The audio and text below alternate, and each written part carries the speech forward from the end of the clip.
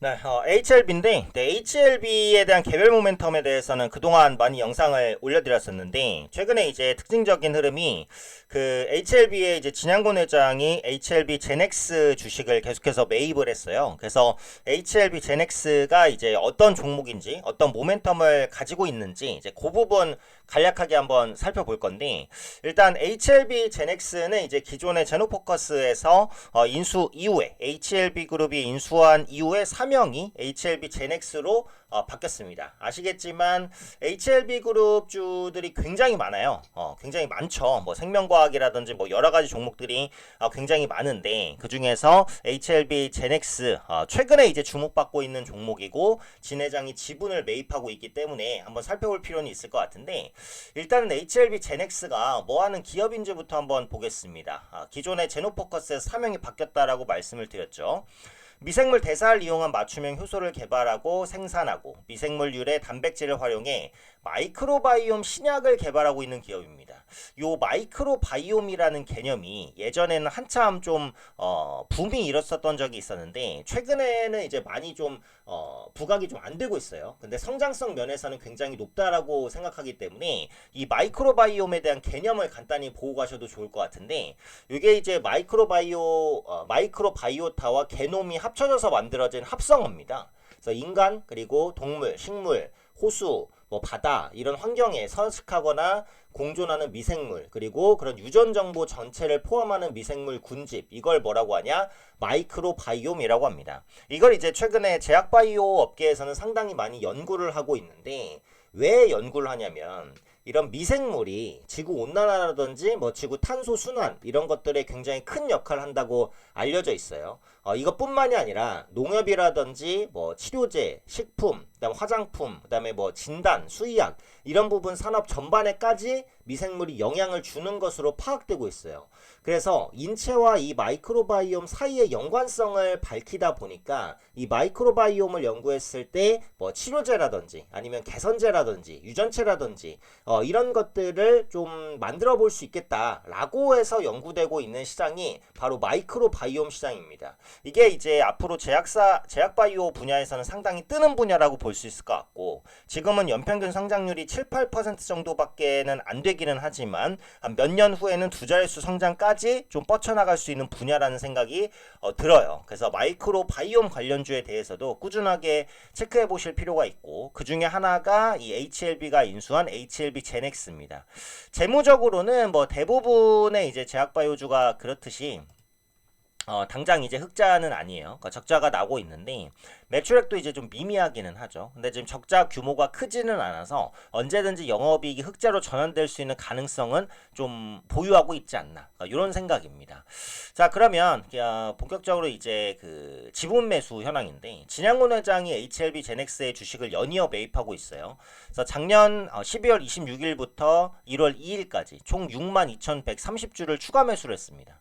그래서 이에 따라서 진양곤 회장이 보유한 HLB 제넥스의 주식은 36만여 주로 늘었는데요.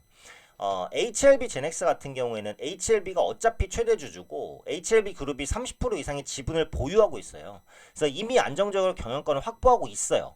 그래서 굳이 안 사도 경영권 확보에 문제가 있는 기업이 아닌데 그럼에도 불구하고 진양곤 회장이 이 HLB 제넥스를 개별적으로 매수한다는 것은 또 그만큼 어느 정도의 또 모멘텀이 있기 때문이 아닌가 이런 추정을 가능하게 하죠.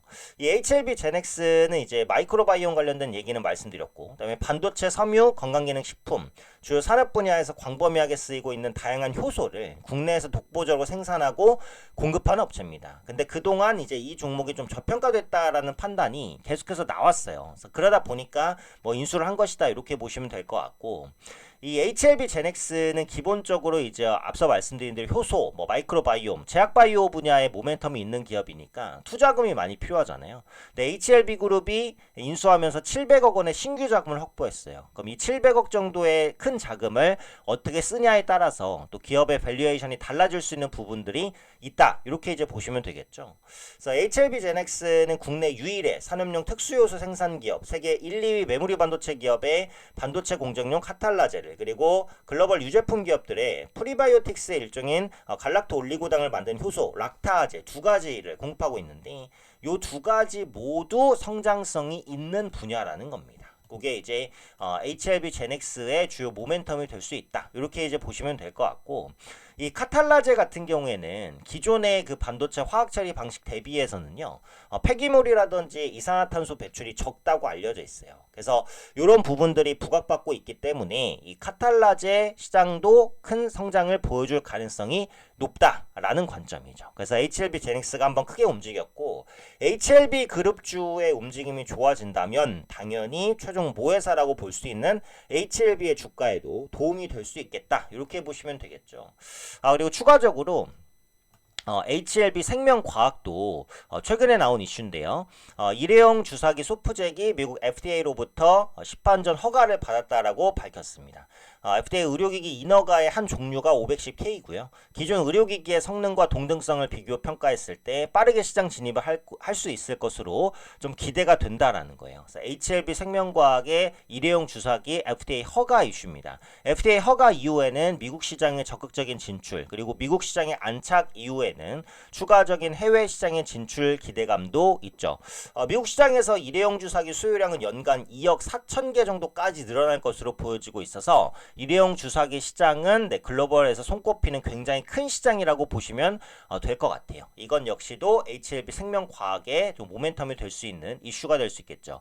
사실 HLB 그룹이 그동안 워낙에 이제 계열사나 뭐 인수 이런 것들을 많이 했기 때문에 이 부분을 부정적으로 보시는 분들도 계시지만, 모든 기업이 다 그렇다는 건 아니어도 HLB에서 파생되는 혹은 그룹사 기업 중에서는 충분히 성장 모멘텀이 있거나 아니면 성과를 내는 기업들이 있습니다. 그래서 이런 기업들을 좀 옥석 가리기를 하실 필요는 있다라고 보고, 어쨌든 전반적으로 이제 성장이라든지 모멘텀이 있다라고 한다면 결국은 HLB가 그 수혜를 한 번에 가져갈 수 있다라는 생각은 들거든요. 그래서 관련 계열사의 이슈들도 체크하시면서 HLB의 FDA 모멘텀도 또 꾸준히 체크해 보시면 좋지 않을까 이렇게 생각됩니다.